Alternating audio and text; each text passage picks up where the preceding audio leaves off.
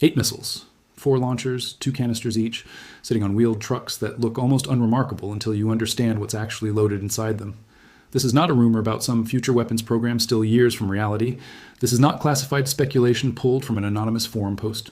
What's actually happened is that America's first operational hypersonic missile system, a weapon the country has spent over a decade and more than $12 billion trying to build, has now been requested for deployment to the one region where using it for the first time would matter more than anywhere else on Earth. I'm going to walk you through exactly what this weapon is, why the request to send it near Iran was always the real center of gravity in America's evolving strategy in the region, and why what happens with this single system over the next few months is going to matter more than almost anything else we've covered on this channel so far. Stay with me for all of it. Before we go any further, I want to be straight with you about what I actually know here, because that matters more to me than sounding dramatic. The system itself, its range, its speed, its development history, is confirmed through multiple independent defense outlets and government reporting that corroborate each other closely. The request to deploy it specifically to the Middle East is confirmed as a real request, first reported by Bloomberg, and matched by several other outlets citing people with direct knowledge. What is not confirmed, as of the most recent reporting available, is that this deployment has actually been approved, or that the missiles have physically arrived anywhere near Iran, and I'm going to be very clear about that distinction throughout this video, because a pending request and an actual deployment are two very different things, even when the headlines sometimes blur them together. No hype, no speculation dressed up as fact. Let's get into it. To understand why this particular weapon matters as much as it does, you first have to understand what a capability gap actually is in military terms, because almost nobody explains this part clearly. Modern precision strike doctrine depends on a chain of increasingly specific capabilities. You need surveillance to locate a target. You need a weapon with enough range to actually reach that target from a position your forces can safely operate from. You need enough speed and unpredictability in that weapon's flight path that the target can't simply move or intercept it in the time between launch and impact. And you need decision-making authority fast enough to act on all of that before the target relocates. Break any one of those links, and the whole chain of precision, strike capability collapses back down to guesswork. That's exactly the problem the US military says it ran into with certain mobile Iranian missile launchers, systems that had reportedly been repositioned beyond the effective range of existing American strike weapons, creating a gap between what US forces could see and what they could actually reach. Picture the shorter-range weapon already in use as a boxer with a strong jab but limited reach. It can land solid hits on anything close enough, and reporting indicates it's already been used in combat during this conflict with real effect. But a target that learns to simply stay a few extra steps back neutralizes that jab completely, no matter how hard it lands when it connects. That's the exact situation Iranian forces reportedly created by repositioning mobile launchers outside roughly 300 miles of range. The effective reach of the weapon the US had been relying on most heavily up to that point. The launchers didn't become invisible. They didn't become better defended in any technical sense. They just moved a few hundred miles further back, and that alone was enough to remove them from the fight as far as existing American precision weapons were concerned. And here's the recontextualizing piece almost nobody talks about. Most people assume that a hypersonic missile is primarily impressive because of raw speed, some kind of arms race bragging, right, measured purely in how fast something can fly. Speed matters, and this system reportedly travels at more than 5 times the speed of sound, but that's not actually the core advantage driving military interest in it. The real advantage is maneuverability during flight. Unlike a traditional ballistic missile, which follows a predictable arc that defense systems can calculate and intercept, this glide vehicle can adjust its path mid-flight, which makes existing missile defense systems built around predictable trajectories far less effective against it. Speed gets the headline. Unpredictability is the actual military value underneath it. There's a second layer to that unpredictability worth understanding, because it explains why existing missile defense investments don't simply transfer over to counter this new category of threat. Traditional ballistic missile defense works by calculating a predictable arc early in flight and positioning an interceptor to meet the incoming warhead at a calculated point along that arc. It's an approach built entirely around predictability, and it's worked reasonably well against traditional ballistic threats for decades. A glide vehicle that can bank, dive, and adjust course mid-flight breaks that entire calculation. The defending system doesn't just have a shorter window to react. It's trying to solve a moving target problem in real time rather than a fixed trajectory problem calculated in advance, and that's a fundamentally harder engineering challenge, one that neither the United States nor its adversaries has fully solved yet, regardless of which side is doing the developing. That's the mechanism in short form. A capability gap opened up because a target moved beyond existing reach, And this weapon exists specifically to close exactly that kind of gap, using unpredictable flight rather than pure velocity alone. Here's the longer version, and the one that actually explains why this program has taken so long to reach this point. The system, officially called the Long-Range Hypersonic Weapon and known by its nickname Dark Eagle, has been in development for years, and the road here has been anything but smooth. Early tests failed, scheduled test events got canceled outright while engineers worked to diagnose what had gone wrong.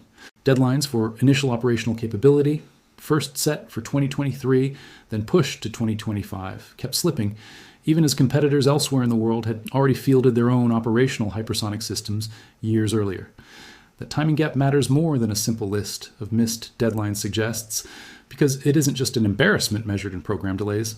Every year the system spent in testing rather than operational service was a year that rival militaries spent building operational experience, refining their own production lines, and, in at least one case, fielding multiple distinct hypersonic systems for different roles. Catching up from behind in a technology this specialized isn't like accelerating a delayed product launch. It requires solving the same hard engineering problems those competitors already solved on a compressed timeline, while also building the industrial base to manufacture the weapon reliably at any meaningful scale, which is precisely the kind of dual challenge that kept pushing this program's deadlines further to the right.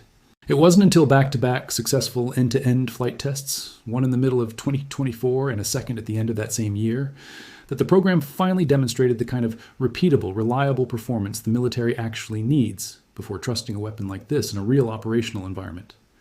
Now let's talk about how this has actually unfolded month by month over the course of this year, because the sequence matters just as much as the weapon's specifications, and almost none of the coverage lays it out cleanly in order. In March, an Army general overseeing the program told reporters the service was within weeks of formally fielding the system to its first operational unit, a battery based at a joint base in the Pacific Northwest. Later that same month, a joint test conducted by the Army and Navy together validated the shared missile design both branches will eventually use. A milestone that mattered because it confirmed the same core missile can be launched from ground vehicles, from certain destroyers, and eventually from submarines. But then, in April, the story shifted from testing to real operational stakes, when Bloomberg reported that Central Command had formally asked the Pentagon for approval to send the system to the Middle East specifically to target Iranian missile launchers that had moved out of range of existing American systems. And critically, that request came with a specific tactical justification attached to it. The weapon already in use for these kinds of strikes, a shorter-range precision missile with an effective reach of around 300 miles, had reportedly been doing real work in the conflict up to that point, but Iranian forces had adapted by repositioning their mobile launchers further back, outside that weapon's effective range. Dark Eagle, with a reported range upwards of 1,700 miles, would close that gap entirely. Here's the piece almost nobody's explaining correctly and how this story keeps getting summarized online. As of the most recent detailed reporting available, this remains a request, not a completed deployment. Multiple outlets have described it explicitly as pending, unapproved, with Central Command declining to comment publicly and the Pentagon not confirming a final decision. That kind of official silence is worth reading carefully rather than dismissed as bureaucratic caution, because it cuts both ways. A flat denial would have ended this story within a single news cycle. A confirmed approval would have made it the lead story across every major outlet covering the conflict. What we've gotten instead is neither. An extended stretch of no comment from the only institutions actually positioned to know the real answer, which is exactly the kind of ambiguity that lets a story like this simmer for months without ever fully resolving in either direction. What did happen, and this is worth being precise about, is a separate, confirmed forward deployment of the same weapon system to Guam back in June, as part of a large multinational military exercise focused on the Pacific rather than the Middle East, which is the closest thing to an actual operational deployment this system has seen anywhere in the world so far. It's worth being precise about what that Guam deployment does and doesn't tell us, because it gets misread constantly in the coverage that references it.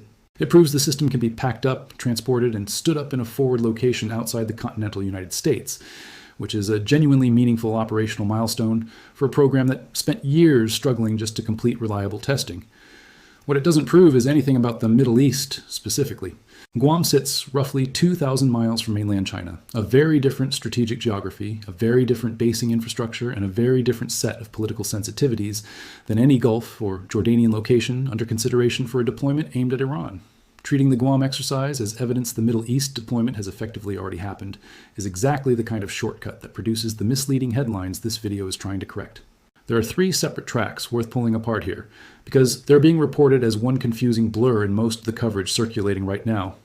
Track 1 is the technical readiness track, where the Army has completed fielding its first battery, 8 missiles built at a pace of roughly 1 a month, a slow, deliberate production rate that reflects just how difficult this technology still is to manufacture reliably at scale. That production pace is worth pausing on because it quietly limits everything else this story implies. Even in a scenario where the Middle East deployment gets approved tomorrow, there is no large reserve of additional missiles sitting in a warehouse ready to follow the first battery. 8 rounds, built roughly 1 a month, is the entire available inventory of this weapon system as of the most recent public reporting. That scarcity shapes how any real-world use would actually unfold. A handful of extremely high-value strikes against the most significant targets available, not a sustained bombardment capability. A weapon this scarce gets used sparingly by necessity, regardless of how badly military planners might want to use it more broadly. Track 2 is the request and approval track specific to the Middle East, where the CENTCOM request remains, as far as public reporting confirms, unresolved, sitting somewhere in the Pentagon's decision-making process without a public yes or no. Track 3 is the demonstrated capability track, the confirmed Guam deployment, which shows the system is genuinely mobile and forward deployable in principle, even though that specific deployment was aimed at deterring a completely different adversary in a completely different part of the world. If this breakdown is giving you the kind of clarity you can't get from a headline claiming the missile has already appeared near Iran, when the actual public record says something more careful than that, do one thing right now: hit subscribe and ring the notification bell, because this story could shift from pending request to confirmed deployment with very little public warning, and I'll be tracking that shift the moment real evidence of it surfaces. So let's zoom out, because a weapon system with this kind of range and unpredictability never stays contained to a single tactical decision for long. It escalates outward in stages, and each stage is a direct downstream consequence of the one before it, never a lateral jump to some unrelated headline. At the local level, the immediate consequence, even before any approval, is that Iranian planners now have to account for a weapon that could reach targets they previously considered safely out of range, which changes how and where they're willing to position mobile assets, regardless of whether the deployment itself is ever formally approved. At the national level, the consequence runs straight into questions of authority and control, because unlike conventional strike weapons that field commanders can typically authorize, this system has reportedly been placed under the direct authority of U.S. Strategic Command, acting on direction from the National Command Authority, meaning any actual use of it in combat would require sign-off at the very top of the chain of command, similar in structure to how the country handles decisions about its most sensitive strategic weapons. At the regional level is where this genuinely gets consequential, because neighboring states and rival powers alike track exactly this kind of capability shift closely, and reactions to a confirmed forward deployment near Iran would likely cluster into recognizable patterns. Some regional actors would treat it as a stabilizing deterrent, evidence the United States can hold high-value targets at risk without escalating to a wider air campaign. Others would read it as exactly the opposite, a sign of further escalation that justifies their own defensive countermeasures. And a third group, most notably Russia, has reason to watch this deployment with a very specific and separate concern in mind, because analysts have pointed out that a Dark Eagle battery positioned in the Middle East, at some Gulf or Jordanian basing location, would place it well within range of targets deep inside Russian territory, adding an entirely new and largely unrelated layer of strategic anxiety to a decision that was originally framed purely around Iran. That Russia dimension deserves a moment of its own attention, because it's the kind of second-order consequence that rarely makes it into headlines built around a single regional conflict. A weapon positioned to solve a tactical problem in one theater doesn't stay contained to that theater's strategic calculations, especially when its range happens to reach deep into a completely different country's territory, almost as a side effect of simple geography.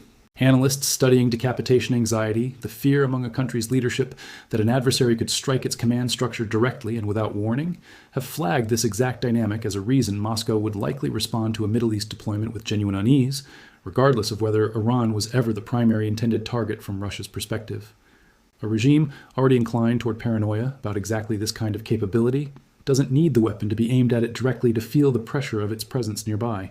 At the global level, this connects directly to the broader military buildup we've been tracking across several videos on this channel now, the same regional escalation ecosystem behind the tanker slowdown in the Strait we covered in our last analysis on gas prices. Defense officials have separately confirmed urging American weapons manufacturers to accelerate production specifically, because military stockpiles have been running low during the sustained conflict, a detail that puts the Dark Eagle request in a broader context. This isn't an isolated request for one exotic new weapon. It's one piece of a much larger pattern of the U.S. military, reaching for increasingly advanced and increasingly scarce capabilities, as a conflict that was originally expected to be short has instead stretched on for months longer than initial planning likely anticipated. That stockpile concern connects to something worth naming plainly, because it reframes how you should think about a request this advanced in the first place. Militaries don't typically reach for their newest, least battle-tested, most tightly controlled systems when their existing arsenal is performing exactly as planned. They reach for them when the existing toolkit is running thin, either in capability, as with the range gap this weapon is meant to close, or in raw quantity, as the reported manufacturer request suggests is happening with conventional stockpiles more broadly. Read together, those two pressures paint a picture of a military planning apparatus stretched further than it expected to be at this point in the conflict, reaching for increasingly specialized tools precisely because the more conventional ones are being consumed faster than anticipated. I want to be honest with you about something before we go any further, because it's easy to get pulled entirely into the technical specifications of a weapon like this and lose sight of what its potential deployment actually represents. A system this advanced, this expensive, and this tightly controlled by the highest levels of national command authority isn't being considered lightly. Whatever the final decision turns out to be, the fact that it's even on the table reflects how seriously military planners are treating the possibility that this conflict resumes at a scale beyond what current systems can adequately address. Understanding the strategic logic behind a weapon like this doesn't require pretending that its potential use against any target represents anything other than an escalation with real human consequences on the ground where it would actually be employed. Both things are true at once. You can understand exactly why military planners see this as a rational response to a genuine capability gap, and still hold on to the fact that every step up this particular ladder makes the eventual off-ramp from this conflict harder to find, not easier. I think about that trade-off every time a story like this crosses my desk, because it's genuinely difficult to hold both halves of it at once without collapsing into either blind enthusiasm for the technology or reflexive opposition to anything military. The engineers and soldiers who spent over a decade turning failed tests into a working system are, by most reasonable measures, doing their jobs well, solving an extraordinarily hard technical problem under real pressure and real deadlines. That achievement doesn't automatically translate into a wise decision about where and when to actually use what they built. Those are two separate questions, technical competence and strategic wisdom, and it's worth resisting the pull to answer one as though it settles the other. Here's where we stand. 8 missiles mounted on 4 wheeled launchers, representing the first operational battery of a weapon system, more than a decade and over $12 billion in the making, requested by Central Command for deployment to the Middle East, specifically to close a strike gap created when Iranian forces moved their mobile launchers beyond the reach of existing American weapons. That request remains, as far as the public record confirms, pending and unapproved. What has actually happened, confirmed and photographed, is a forward deployment of the same system to Guam, aimed at an entirely different strategic competitor. The gap between what's been requested and what's been confirmed is exactly the gap between the headline promising a secret weapon has already appeared near Iran, and the more careful, more honest version of the story, which is that America is standing at the threshold of a decision that hasn't been made yet, at least not publicly, with a weapon capable of changing the calculus the moment it is. That threshold is worth sitting with for a moment before we close out, because it's rare for a single, still pending decision to carry this much genuine weight. Most of what gets covered on this channel involves events that have already happened, discoveries already made, ships already tracked, absences already documented. This story is different. The most consequential fact in it hasn't occurred yet, and depending on which way it breaks, everything downstream, the regional reactions, the Russia anxiety, the message it sends about American willingness to escalate, either activates or quietly fades back into the long list of weapons requests that never became weapons deployments. If this gave you a clearer picture than you'd get from a 30-second clip claiming this weapon has already been unleashed, share it right now with someone who's been following this conflict and deserves the more careful version of the story instead of the loudest one. And I genuinely want to hear from you on this one. If you were the one making the final call on this deployment request, would you approve sending a weapon this advanced and this tightly controlled into an active theater for the first time ever? Or would you hold it back until the system has a longer track record, and which risk, moving too fast or moving too slow, worries you more? Drop your take in the comments below. I read every single one, and hit like if this analysis delivered real value to you today. There's more coming on this story, and it could move fast. Watch for any confirmed reporting of Dark Eagle units actually arriving at a Middle East base, because that single piece of evidence, not another round of anonymous sourcing about a pending request, will be the moment this story shifts from strategic possibility to operational reality. I'll be here the moment it moves. Stay close.